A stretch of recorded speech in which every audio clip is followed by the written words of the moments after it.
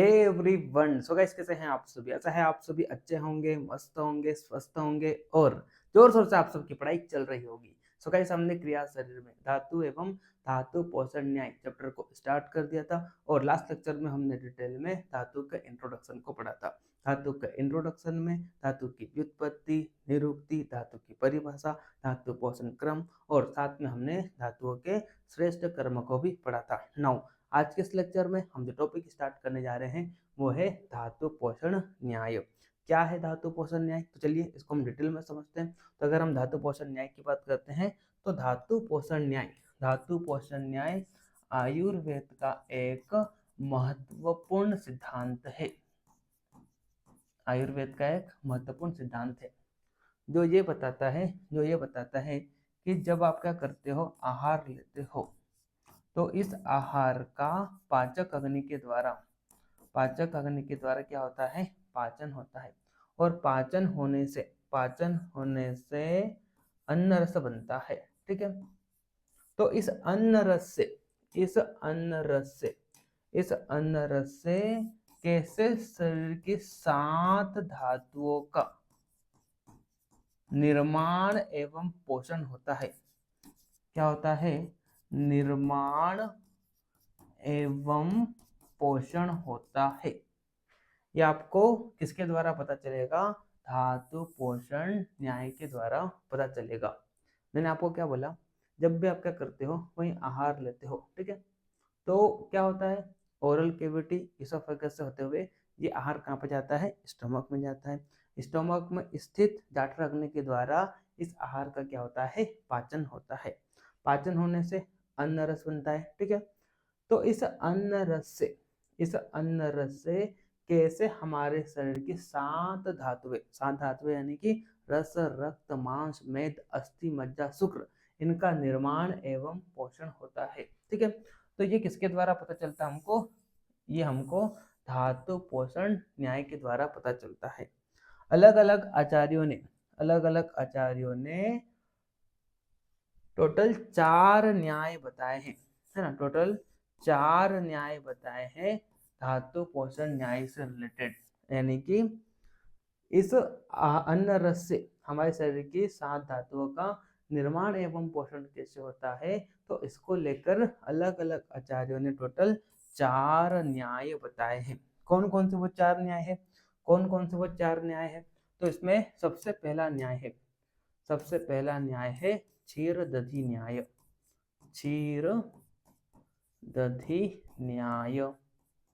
ठीक है, दूसरा न्याय है खले कपोत न्याय, है ना। तीसरा न्याय है केदारी कुल्या न्याय। ठीक है, और चौथा न्याय है एक काल धातु पोषण न्याय। ठीक है, तो इस प्रकार से धातुओं का निर्माण एवं पोषण कैसे होता है, किसके द्वारा? अन्न रस के द्वारा। तो इसको लेकर अलग अलग आचार्यों ने टोटल 4 न्याय बताए हैं। ठीक है, पहला है क्षीरदधि न्याय, दूसरा खले कपोत न्याय, तीसरा केदारी कुल्या न्याय और चौथा है एक काल धातु पोषण न्याय। ये चारों न्याय मोस्ट इंपॉर्टेंट है। आपके फाइनल यूनिवर्सिटी एग्जाम में 5 मार्क्स का ये 4 में से किसी भी एक न्याय से क्वेश्चन पूछा जा सकता है। ठीक है, तो आपको क्या करना है? ध्यान से लेक्चर को देखना है। लेक्चर को देखने के बाद आपको नोट्स को रिवाइज करना है, तो आपका ये जो मोस्ट इंपॉर्टेंट टॉपिक है ये अच्छे से कवर हो जाएगा। ठीक है, आज के इस लेक्चर में हम डिटेल में पहला न्याय जो कि है क्षीरदधि न्याय, इसको हम पढ़ेंगे। फिर आने वाले लेक्चर में हम बाकी के न्याय को भी कवर करेंगे। ठीक है, तो चलिए टाइम को ज़्यादा वेस्ट न करते हुए आज का हमारा जो टॉपिक है इसे हम स्टार्ट करते हैं। ठीक है, तो आइए आप नोट्स में देखिए सबसे पहले यहाँ पे धातु पोषण न्याय इस टॉपिक का इंट्रोडक्शन दिया गया है। तो देखिए यहाँ पे क्या लिखा नोट्स में, तो देखिए यहाँ पे क्या है धातु पोषण न्याय। तो धातु पोषण न्याय आयुर्वेद का एक महत्वपूर्ण सिद्धांत है जो यह बताता है कि आहार से बना रस धातु, यानी कि यहाँ पे किसकी बात हो रही है? अन्न रस की बात हो रही है। ठीक है, तो इस अन्न रस से शरीर की सातों धातुओं का पोषण किस प्रकार होता है और उनका निर्माण एवं संरक्षण कैसे होता है। तो यह किसके द्वारा बताया है, धातु पोषण न्याय के द्वारा बताया है। क्या बोला है यहाँ पे, इस चार्ट के थ्रू और समझने की कोशिश कीजिए, है ना। तो यहाँ पे ये बोला गया है कि जब भी आप क्या करते हैं, आहार लेते हैं, तो इस आहार का पाचक अग्नि या जठर अग्नि के द्वारा क्या होता है, पाचन होता है। तो पाचन होने से क्या होता है, इस आहार के दो भाग बनते हैं। एक तो क्या होता है, शरीर उपयोगी भाग होता है, और दूसरा क्या होता है, अनुपयोगी भाग। अनुपयोगी भाग यानी कि मल होता है, मल यानी कि पुरुष और मूत्र होता है, ठीक है, जिसका बॉडी से क्या हो जाता है, एक्सक्रीशन हो जाता है ना, जो कि क्या होता है, अनुपयोगी भाग है, ठीक है। और एक क्या होता है, शरीर उपयोगी भाग होता है, जो कि क्या है, अन्न रस, ठीक है। तो इस अन्न रस से, इस अन्न रस से शरीर की सातों धातुएं यानी कि रस, रक्त, मांस, मेद, अस्थि, मज्जा, शुक्र, तो इनका निर्माण एवं पोषण कैसे होता है, तो ये किसके द्वारा समझाया गया है, धातु पोषण न्याय के द्वारा समझाया गया है, ठीक है। और अलग अलग आचार्यों ने टोटल कितने न्याय बताए हैं, 4 न्याय बताए हैं। इन 4 न्याय में से मुख्य रूप से 3 न्याय है, यानी कि मुख्य न्याय कितने हैं, 3 है। एक तो क्या है, क्षीरदधि न्याय, दूसरा केदारी कुल्य न्याय, और तीसरा है खले कपोत न्याय। लेकिन अष्टांग हृदय के टीकाकार अरुण दत्त ने एक चौथा पक्ष भी बताया है धातु पोषण न्याय को लेकर, जो कि क्या है, एक काल धातु पोषण न्याय। इस प्रकार से टोटल न्याय कितने हो जाते हैं, 4 न्याय हो जाते हैं। पहला है क्षीरदधि न्याय, दूसरा है केदारी कुल्य न्याय, तीसरा खले कपोत न्याय, और चौथा अष्टांग हृदय के टीकाकार अरुण दत्त ने एक और बताया, जो कि क्या है, एक काल धातु पोषण न्याय। इस प्रकार से टोटल न्याय कितने हो जाते हैं, 4 न्याय हो जाते हैं, ठीक है। तो आज के इस लेक्चर में हम सबसे पहला न्याय, जो कि है क्षीरदधि न्याय, जिसे हम पढ़ने जा रहे हैं, ठीक है। इन चारों न्याय से आपको ये पता चलेगा कि अन्न रस से कैसे सातों धातुओं का पोषण होता है और कैसे इनका निर्माण एवं संरक्षण होता है, ठीक है। तो चलिए समझते हैं सबसे पहले न्याय से, जो कि है क्षीरदधि न्याय, ठीक है। तो आपको क्षीरदधि न्याय में ये जो क्षीर शब्द दिखाई दे रहा है, इसका मतलब क्या होता है, इसका मतलब होता है दूध, है ना। और यहाँ पर आपको ये जो दधि शब्द दिखाई दे रहा है, इसका मतलब क्या होता है, इसका मतलब होता है दही, ठीक है। तो ये न्याय क्या बोलता है, ये न्याय ये बोलता है कि जिस प्रकार से दूध दही में परिवर्तित हो जाता है, ठीक उसी प्रकार से, है ना, ठीक उसी प्रकार से जब आप क्या करते हो, आहार लेते हो, ठीक है, और इस आहार का पाचक अग्नि से, है ना, पाचक अग्नि से क्या होता है, पाचन होता है, तो क्या बनता है, अन्न रस बनता है, ठीक है। क्या बनता है, अन्न रस बनता है, ठीक है। तो इस अन्न रस से सर्वप्रथम रस धातु, है ना, रस से रक्त, रक्त से मांस, मांस से मेद, मेद से अस्थि, अस्थि से मज्जा, मज्जा से शुक्र धातु का निर्माण होता है, ठीक है। क्या बोला ये न्याय, ये न्याय ने ये बोला कि जिस प्रकार से दूध दही में परिवर्तित हो जाता है, ठीक उसी प्रकार से अन्न रस से सर्वप्रथम रस धातु का निर्माण होता है, फिर इस रस से रक्त, रक्त से मांस, मांस से मेद, मेद से अस्थि, अस्थि से मज्जा, और लास्ट में यहाँ पे शुक्र धातु का निर्माण हो जाता है। तो देखिए यहाँ पे क्या बोला, क्या बोला, इस पक्ष के अनुसार जिस प्रकार से दूध दही में परिवर्तित हो जाता है, ठीक उसी प्रकार से अन्न रस से सर्वप्रथम रस धातु का निर्माण होता है, रस से रक्त, रक्त से मांस, मांस से मेद, मेद से अस्थि, अस्थि से मज्जा, और मज्जा से शुक्र धातु का निर्माण होता है। इसका निर्माण ठीक उसी प्रकार से होता है जिस प्रकार से दूध दही में परिवर्तित हो जाता है, ठीक है। और इस न्याय को,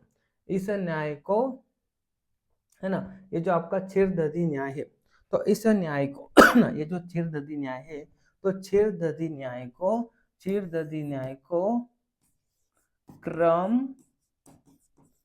परिणाम पक्ष न्याय भी बोला गया है ना। ये जो क्षीरदर्दी न्याय है, तो इस क्षीरदर्दी न्याय को क्रम परिणाम पक्ष न्याय भी बोला गया है। तो इसको क्रम परिणाम पक्ष न्याय क्यों बोला? चूंकि चूंकि इस न्याय के अनुसार अन्न रस से सर्वप्रथम रस धातु का क्या होता है? निर्माण होता है। फिर रस से रक्त, रक्त से मांस, मांस से मेद, मेद से अस्थि, है ना, अस्थि से मज्जा, और मज्जा से शुक्र धातु का क्या हो जाता है? निर्माण हो जाता है। ठीक है ना? क्या बोला यहाँ पे? इस न्याय को क्रम परिणाम पक्ष बोला गया। क्यों बोला गया है? क्योंकि इस न्याय के अनुसार सातों धातुओं का निर्माण एक सिक्वेंशियल ऑर्डर में होता है, एक क्रम से होता है। और वो क्रम क्या है? तो सबसे पहले अन्न रस से क्या बनेगी? आपकी रस धातु बनेगी। रस से रक्त, रक्त से मांस, मांस से मेद, मेद से अस्थि, अस्थि से मज्जा, मज्जा से शुक्र। यानी कि इस न्याय के अनुसार इसी क्रम से ये जो आपको क्रम दिखाई दे रहा है, इसी सिक्वेंशियल ऑर्डर से, है ना, इसी सिक्वेंशियल ऑर्डर से क्या होता है? अन्न रस से धातुओं का निर्माण होता है, सातों धातुओं का निर्माण होता है। यही क्रम है। क्या क्रम है? सबसे पहले रस, रस से रक्त, रक्त से मांस, मांस से मेद, मेद से अस्थि, अस्थि से मज्जा, मज्जा से शुक्र। क्योंकि इस न्याय में सातों धातुओं का निर्माण एक क्रम से होता है। सबसे पहले रस, रस से रक्त, रक्त से मांस, मांस से मेद, मेद से अस्थि, अस्थि से मज्जा, मज्जा से शुक्र। यानी कि इसी सीक्वेंस से, इसी सीक्वेंशियल ऑर्डर से यहाँ पे सातों धातुओं का अन्न रस से क्या होता है? निर्माण होता है एवं पोषण होता है। इसीलिए इस न्याय को क्या बोला गया है? क्रम परिणाम पक्ष भी बोला गया है। यहाँ पर ऐसा नहीं है कि रस धातु से डायरेक्ट मांस बन जाएगी, मांस डायरेक्ट अस्थि बन जाएगी, अस्थि से डायरेक्ट शुक्र बन जाएगा, ऐसा नहीं है। यहाँ पर एक सिक्वेंशियल ऑर्डर से ही सातों धातुओं का निर्माण होता है। और सिक्वेंशियल ऑर्डर क्या है? रस, रक्त, मांस, मेद, अस्थि, मज्जा, शुक्र। क्योंकि यहाँ पे एक क्रम से अन्न रस से धातुओं का निर्माण एवं पोषण होता है, इसीलिए इस न्याय को क्या बोला गया है? क्रम परिणाम पक्ष भी बोला गया है। तो आप देखिए यहाँ पे इसका नेक्स्ट पॉइंट, है ना, देखिए यहाँ पे नेक्स्ट पॉइंट पूर्व धातु रस से उत्तर धातु रक्त का निर्माण होता है तथा इसी क्रम से शुक्र पर्यंत, क्या बोला यहाँ पे? पूर्व धातु रस से क्या होता है? उत्तर धातु रक्त, यानी कि सर्वप्रथम रस, उसके बाद रक्त, रक्त के बाद मांस, मांस के बाद मेद, मेद के बाद अस्थि, अस्थि के बाद मज्जा, मज्जा के बाद शुक्र। इस प्रकार से रस से शुक्र तक इसी क्रम में क्या होता है? इस न्याय के अनुसार धातुओं का निर्माण होता है। यानी कि यह क्रम क्या होता है? चलता रहता है रस से लेकर शुक्र तक। क्या क्रम? रस, रक्त, मांस, मेद, अस्थि, मज्जा, शुक्र। तो चूंकि इस न्याय के अनुसार, इसी क्रम के अनुसार क्या होता है? सातों धातुओं का अन्न रस से निर्माण एवं पोषण होता है। इसीलिए इस न्याय को क्या बोला गया है? क्रम परिणाम पक्ष भी बोला गया है। ठीक है, चलिए आगे यहाँ पे इस न्याय को सर्वात्म परिणाम पक्ष न्याय भी बोला गया। क्यों बोला गया है? तो यहाँ पे बताया गया है कि जिस प्रकार से संपूर्ण दूध से दही का निर्माण हो जाता है, ठीक उसी प्रकार से संपूर्ण धातु से क्या हो जाता है? अगली धातु का निर्माण होता है। यानी कि यहाँ पर हमने ये जो क्रम देखा था, रस, रक्त, मांस, मेद, अस्थि, मज्जा, शुक्र, है ना, तो ये आपकी क्या है? ये आपकी क्या है? पूर्व धातु है। और ये आपका क्या है? इस पूर्व धातु की उत्तर धातु है। ठीक है, तो यहाँ पर बोलने का मतलब ये है कि संपूर्ण रस धातु किसमें कन्वर्ट हो जाती है? रक्त धातु में कन्वर्ट हो जाती है। तो चूंकि यहाँ पे संपूर्ण पूर्व धातु उत्तर धातु में कन्वर्ट हो रही है, इसीलिए इस न्याय को क्या बोला गया है? सर्वात्म परिणाम पक्ष न्याय भी बोला गया है। ठीक है, तो इस तरह से क्षीरदर्दी न्याय के दो और नाम हो जाते हैं। एक तो क्या है? क्रम परिणाम पक्ष, और दूसरा क्या जाएगा? सर्वात्म परिणाम पक्ष। क्रम परिणाम पक्ष क्यों बोलते हैं? क्योंकि इस न्याय में सातों धातुओं का निर्माण एवं पोषण अन्न रस से एक क्रम से होता है, एक सिक्वेंशियल ऑर्डर से होता है, जो कि क्या है, रस, रक्त, मांस, मेद, अस्थि, मज्जा, शुक्र। इसीलिए इस न्याय को क्या बोला गया है, क्रम परिणाम पक्ष बोला गया है। दूसरा, इसको सर्वात्म परिणाम पक्ष क्यों बोला, तो चूंकि जिस प्रकार से संपूर्ण दूध दही में क्या हो जाता है, परिवर्तित हो जाता है, ठीक उसी प्रकार से इस न्याय के अनुसार पूर्व धातु जो है वो संपूर्ण रूप से उत्तर धातु में कन्वर्ट हो जाती है। यानी कि ये जो रस धातु है तो ये संपूर्ण रूप से किसमें कन्वर्ट हो जाती है, रक्त धातु में कन्वर्ट हो जाती है। इसीलिए इसको क्या बोला गया है, सर्वात्म परिणाम पक्ष न्याय भी बोला गया है। ठीक है, आई होप आपको समझ में आ गया होगा। फिर भी अगर आपको यहाँ पे कोई डाउट हो तो मेरे नंबर है आप सभी के पास, आप मेरे को कॉन्टेक्ट कर सकते हो। ठीक, चलिए अब देखिए, अब यहाँ पे देखिए, अब नेक्स्ट पॉइंट यहाँ पे क्या बोला गया है, यहाँ पे क्या बोला गया है, चक्रपाणि को यह सिद्धांत मान्य नहीं है। यानी कि जो क्षीरदधि का न्याय है, तो ये क्षीरदधि न्याय जो है ये चरक संहिता के टीकाकार चक्रपाणि जो है उन्होंने इस न्याय को स्वीकार नहीं किया। क्यों नहीं किया, ताकि देखिए यहाँ पे इस सिद्धांत को मानने में कुछ निम्न बाधाएं तथा आपत्तियां है। ठीक है, तो आगे यहाँ पे क्या बोला गया है, आगे यहाँ पे ये बोला गया है कि चरक संहिता के टीकाकार जो कि कौन है, चक्रपाणि जी है, तो इन्होंने क्षीरदधि न्याय को स्वीकार नहीं किया है, क्योंकि उनके अनुसार इस न्याय को स्वीकार करने से कई सारी बाधाएं और आपत्तियां आती है। क्या है वो बाधाएं, तो यहाँ पे इन्होंने एक्सप्लेन किया। सबसे पहले इन्होंने क्या बोला, उपवास, है ना। सबसे पहले यहाँ पे क्या बोला, उपवास। तो देखिए यहाँ पे क्या बोला गया, माना कि अन्न रस से पूर्व धातु रस का निर्माण फिर से हो जाएगा, है ना। यानी कि आप क्या करते हो, आप आहार लेते हो, ठीक है, आहार का क्या होता है, पाचन होता है, और फिर पाचन होने के बाद इस आहार से क्या बनता है, अन्न रस बनता है, और फिर इस अन्न रस से सर्वप्रथम रस धातु का निर्माण हो जाता है। ठीक है, तो जब तक आप आहार ले रहे हैं, है ना, जब तक आप क्या कर रहे हो, आहार ले रहे हो, है ना, तो इस आहार का पाचन होने से अन्न रस बनता रहेगा, और फिर इस अन्न रस से रस धातु बनती रहेगी, और फिर इस रस धातु से अगली धातुएं बनती रहेगी शुक्र तक। ठीक है, लेकिन क्या हो, अगर मान लो आप 5 से 6 दिन तक उपवास कर लो, यानी कि 5 से 6 दिन तक आप कोई आहार ही ना लो, तो फिर इससे क्या होगा, इससे ये होगा कि संपूर्ण रस धातु किसमें कन्वर्ट हो जाएगी, अगली रक्त धातु में कन्वर्ट हो जाएगी, फिर रक्त धातु संपूर्ण अगली धातु मांस में कन्वर्ट हो जाएगी, मांस मेद में, मेद अस्थि में, अस्थि मज्जा में, और मज्जा शुक्र में। तो एट लास्ट क्या होगा, आपकी बॉडी में सिर्फ और सिर्फ फिर शुक्र धातु ही रह जाएगी। लेकिन ऐसा होता है, ऐसा नहीं होता है। भले आप उपवास कर लो, लेकिन तब भी आपके शरीर में 7 धातुएं रहती है ना। लेकिन इस न्याय के अनुसार ये न्याय क्या बोलता है कि संपूर्ण पूर्व धातु उत्तर धातु में कन्वर्ट हो जाती है। यानी कि ये जो रस धातु है ये संपूर्ण रक्त में कन्वर्ट हो जाती है, रक्त मांस में, मांस मेद में, मेद अस्थि में, अस्थि मज्जा में, और मज्जा शुक्र में, है ना। तो चलिए मानते हैं, लेकिन ये कब तक पॉसिबल है, जब तक आप आहार ले रहे हो, क्योंकि आप आहार लोगे तो उस आहार के पाचन से अन्न रस बनेगा, और फिर इस अन्न रस से रस धातु बनती रहेगी, तो यहाँ तो कोई दिक्कत नहीं है। लेकिन अगर मान लो आप 5 से 6 दिन तक खाना ही ना खाओ, तो फिर अन्न रस ही नहीं बनेगा, और जब अन्न रस नहीं बनेगा तो फिर रस धातु नहीं बनेगी आगे, है ना। और ये रस धातु इस न्याय के अनुसार संपूर्ण रूप से किसमें परिवर्तित हो जाएगी, रक्त में हो जाएगी, रक्त मांस में, मांस मेद में, मेद अस्थि में, अस्थि मज्जा में, मज्जा शुक्र में। तो एट लास्ट आपके शरीर में फिर शुक्र धातु ही रह जाएगी। लेकिन ऐसा होता है, ऐसा बिल्कुल भी नहीं होता है ना।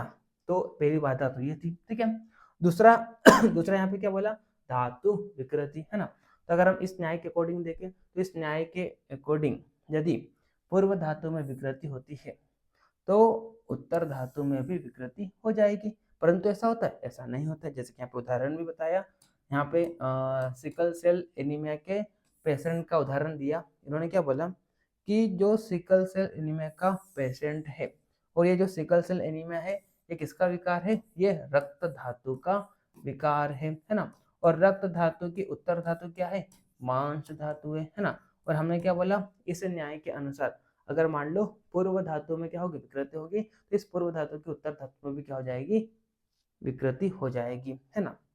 तो सिकल सेल एनीमिया के पेशेंट में, और ये जो सिकल सेल एनीमिया रक्त धातु का विकार है, तो उस पेशेंट में फिर क्या होना चाहिए, मांस धातु का भी विकार होना चाहिए। लेकिन ऐसा होता है, ऐसा बिल्कुल नहीं होता है। अगर मान लो किसी को सिकल सेल एनीमिया है तो जरूरी थोड़ी ना है कि उसको मांस का भी विकृति होगा, यानी कि मस्कुलर डिस्ट्रोफी भी होगा। ऐसा तो बिल्कुल नहीं होता है, ठीक है। दूसरी बात ये है ना। लेकिन इस न्याय के अनुसार देखें तो ऐसा ही होता है। अगर मान लो एक धातु, अगर मान लो पूर्व धातु में क्या हुई है, विकृति हुई है, तो उस पूर्व धातु की उत्तर धातु में भी क्या होगी, फिर विकृति होगी। लेकिन ऐसा होता है, ऐसा नहीं होता है। तो दूसरी आपत्ति ये थी, ठीक है।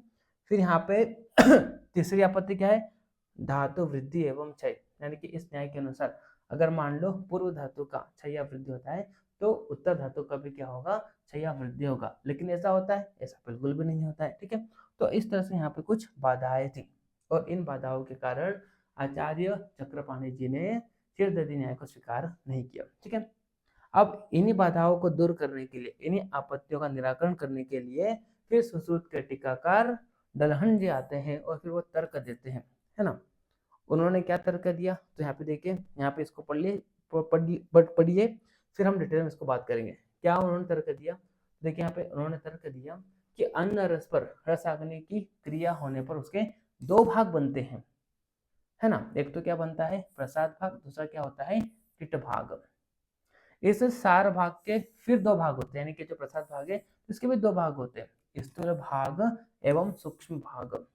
स्थूल भाग सर्वात्मनः रस धातु में परिवर्तित हो जाता है और सूक्ष्म भाग में पाए जाने वाले रक्त संदर्भी अंश से अगली रक्त धातु का तथा अन्य भाग से रस की उपधातु का निर्माण हो जाता है। इस प्रकार से यहाँ पे रस धातु भी शरीर में बनी रहती है और अगली धातु रक्त का भी निर्माण हो जाता है। तो इस पैराग्राफ में क्या बोला गया है, इस पैराग्राफ में ये बोला गया है, इस पैराग्राफ में ये बोला गया है कि जब भी आप क्या करते हो, है ना। इस पैराग्राफ में क्या बोला गया, इस पैराग्राफ में ये बोला गया है कि जब भी आप क्या करते हो जब भी आप क्या करते हो, आहार लेते हो, ठीक है। तो इस आहार का क्या होता है, पाचक अग्नि के द्वारा पाचन होता है, ठीक है।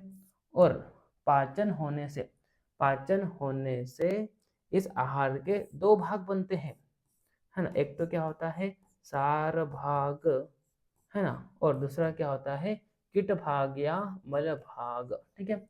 तो आहार का मल भाग क्या है, पूरी से एवं मूत्र है, ठीक है। और आहार का सारा भाग क्या हो जाएगा, आहार का सारा भाग हो जाएगा अन्न रस, ठीक है। क्या हो जाएगा, अन्न रस, ठीक है। अब इस अन्न रस पे क्या होगी, रस अग्नि कार्य करेगी, यानी कि अन्न रस का पाचन कौन करेगी, आपकी रस अग्नि करेगी, ठीक है। तो रस अग्नि के पाचन से ये जो अन्न रस है इसके भी क्या होंगे, फिर दो भाग बनेंगे, है ना। एक तो क्या होगा, प्रसाद भाग या सार भाग, और दूसरा क्या होगा, कीट भाग, ठीक है। अब ये जो सार भाग है, ये सार भाग है, इसके भी फिर क्या होते हैं, दो भाग होते हैं। एक तो क्या होता है, स्थूल भाग, और दूसरा क्या होता है, सूक्ष्म भाग, ठीक है। इस स्थूल भाग से क्या हो जाता है, सार भाग के स्थूल भाग से क्या हो जाता है, रस धातु का निर्माण हो जाता है, ठीक है। और ये जो सूक्ष्म भाग है, तो ये जो सूक्ष्म भाग है ये भी क्या होता है, दो भाग में विभाजित होता है। एक तो ये जो सूक्ष्म भाग है, तो इसके एक भाग में तो क्या होता है, अगली धातु के अंश होते हैं। रस की अगली धातु कौन सी है, रक्त है। तो यहाँ पे क्या होंगे, रक्त संदर्भी अंश होंगे, है ना, रक्त संदर्भी अंश होंगे, ठीक है। और साथ में इसका जो सूक्ष्म भाग का दूसरा भाग होता है वो क्या होता है, रस की उपधातु होती है ना। रस की क्या होती है, उपधातु होती है, ठीक है, ठीक है। और जब ये रक्त संदर्भी अंश, जो कि क्या है, रस धातु के सूक्ष्म भाग का एक भाग है, इस पे जब क्या होता है, रक्त अग्नि कार्य करती है, रक्त अग्नि कार्य करती है, तो इससे इससे भी क्या होता है, फिर दो भाग बनते हैं। एक तो क्या होता है, सार भाग, और दूसरा क्या होता है, मल भाग। सार भाग के फिर दो भाग होते हैं, स्थूल भाग और सूक्ष्म भाग, ठीक है। तो इसके सार भाग से, इसके सार के स्थूल भाग से क्या हो जाता है, सार के स्थूल भाग से रक्त धातु का निर्माण हो जाता है, ठीक है। और जब यहाँ पे रस धातु का निर्माण होता है तो साथ में रस धातु का मल निकलता है, और रस का मल क्या है, रस का कीट भाग क्या है, कफ, ठीक है। और साथ में सूक्ष्म भाग का ये जो दूसरा भाग उपधातु, तो यहाँ पे रस का उपधातु क्या हो जाता है, स्तन्य और आर्तव, है ना, स्तन्य और आर्तव, ठीक है। तो इस प्रकार से यहाँ पे देखिए, मतलब यहाँ पे ये बोला गया है कि अ, जब भी क्या होता है आहार का पाचन होता है तो उसके दो भाग बनते हैं, है ना। एक तो प्रसाद भाग और दूसरा क्या होता है मल भाग। प्रसाद भाग यहाँ पे क्या है अन्न रस। इस अन्न रस का भी जब पाचन होगा तो इसके भी क्या होंगे, दो भाग बनेंगे। एक तो क्या होगा एक तो क्या होगा सार भाग होगा, और क्या होगा आपका कीट भाग होगा, ठीक है। अभी जो सार भाग है इसके भी दो भाग होंगे, स्थूल और सूक्ष्म। स्थूल से यहाँ पे धातु का निर्माण हो जाएगा, और ये जो सूक्ष्म भाग है तो इसके दो भाग होंगे। एक भाग में अगली धातु के अंश होंगे, उस अंश पर अगर मान लो अगली धातु की अग्नि कार्य करती है तो फिर अगली धातु का निर्माण हो जाएगा, और रस की अगली धातु क्या है रक्त। तो इस प्रकार से क्या होगा आपके शरीर में रस धातु बनी होगी, और अगली धातु रक्त का भी निर्माण हो जाएगा, और ऐसे ही बाकी सातों धातुओं का क्या होता है निर्माण होता है, ठीक है। तो इससे क्या होगा आपकी पूर्व धातु है वो भी आपके शरीर में बनी रहेगी, और साथ में यहाँ पे उत्तर धातु का भी निर्माण होता रहेगा। भले आप 5 से 6 दिन तक आहार नहीं लो, तब भी यहाँ पे पूर्व धातु बनी रहेगी आपके शरीर में, और उत्तर धातु का भी निर्माण होते रहेगा, ठीक है। तो इस प्रकार से यहाँ पे क्या किया आचार्य डल्हन ने, क्या किया एक तर्क दिया, ठीक है। अब देखिए, अब यहाँ पे देखिए ये पूरा एक चार्ट दिया गया यहाँ पे, है ना। पूरा यहाँ पे चार्ट दिया गया है, ठीक है। पूरा यहाँ पे चार्ट दिया गया है कि कैसे यहाँ पे सातों धातुओं का निर्माण एवं पोषण होता है, ठीक है। तो आप यहाँ पे देख सकते हैं, है ना। आप यहाँ पे देख सकते हैं जब आप क्या करते हो आहार लेते हो, इस आहार का पाचक अग्नि के द्वारा क्या होता है पाचन होता है। तो इस आहार के दो भाग होते हैं, प्रसाद भाग और कीट भाग। कीट भाग क्या होता है पुरुष और मूत्र, ठीक है। और इसका प्रसाद भाग क्या होता है अन्न रस, ठीक है। फिर इस अन्न रस पे क्या होती है रस अग्नि कार्य करती है, यानी कि इस अन्न रस का पाचन किसके द्वारा होता है रस अग्नि के द्वारा होता है, ठीक है। तो फिर इससे भी पाचन के बाद अन्न रस के भी दो भाग बन जाते हैं। एक तो क्या होता है प्रसाद भाग, दूसरा क्या होता है कीट भाग, ठीक है। तो ये जो प्रसाद भाग इसके भी फिर दो भाग होते हैं, स्थूल भाग और सूक्ष्म भाग। इसके स्थूल भाग से क्या होता है रस धातु का निर्माण हो जाता है, और ये जो सूक्ष्म भाग है तो इसके भी दो भाग होते हैं, है ना। एक तो क्या होता है अगली एक भाग जो होता है जिसमें अगली धातु के अंश होते हैं, है ना। तो रस की अगली धातु क्या है रक्त, तो यहाँ पे सूक्ष्म भाग में क्या होगा रक्त संदर्भी अंश होगा। और दूसरा भाग जो होता है उससे क्या होता है रस की उपधातु का निर्माण होता है, जो कि यहाँ पे क्या है आर्तव और स्तन्य है ना। और जब क्या होता है रस धातु का निर्माण होता है साथ में रस का मल निकलता है, जो कि क्या है यहाँ पे कफ है, ठीक है। और ये जो रक्त संदर्भी अंश है इस पर जब रक्त अग्नि कार्य करती है तो फिर इसके अगेन दो पार्ट होते हैं, एक तो क्या होता है प्रसाद भाग, दूसरा क्या होता है कीट भाग। प्रसाद भाग अगेन दो भाग में डिवाइड होता है, स्थूल भाग और सूक्ष्म भाग। स्थूल भाग से फिर अगली धातु रक्त धातु का निर्माण हो जाता है, और जो सूक्ष्म भाग है इसके अगेन फिर दो भाग होते हैं। क्या होता है अगली धातु का अंश और रक्त धातु के निर्माण के दौरान उप धातु बनती है, तो वो सूक्ष्म भाग होता है, ठीक है। तो रक्त धातु का जब निर्माण होता है तो धातु कंडरा और शिरा का निर्माण होता है, और जब रक्त धातु का निर्माण होता है तो यहाँ पे इसका मल निकलता है कीट भाग होता है, जो क्या होता है पित्त होता है। तो ऐसे ही ऐसे ही यहाँ पे रक्त से फिर क्या होगा आपके मांस बनेगी, मांस से मेद, मेद से अस्थि, अस्थि से मज्जा, मज्जा से शुक्र धातु बनेगी। तो इस प्रकार से यहाँ पे क्या होगा आपके शरीर में पूर्व धातु बनी रहेगी और उत्तर धातु का भी निर्माण होते रहेगा, ठीक है। ये पूरा चार्ट है, इंपॉर्टेंट चार्ट है ना। इसको आप कर लेना, है ना। जिस प्रकार से मैंने आपको बताया कि रस से रक्त का निर्माण कैसे होता है, तो वैसे ही बाकी सातों धातुओं का भी यहाँ पे निर्माण हो जाएगा। आप इस टेबल को देख लेना, ठीक है। और अभी मैंने आपको बताया कि जब क्या होता है धातुओं का निर्माण होता है साथ में उपधातु और मल भी निकलता है ना। जैसे कि अगर मान लो रस धातु का निर्माण हो रहा है तो रस धातु के निर्माण के दौरान है ना रस धातु के निर्माण के दौरान है ना रस धातु के निर्माण के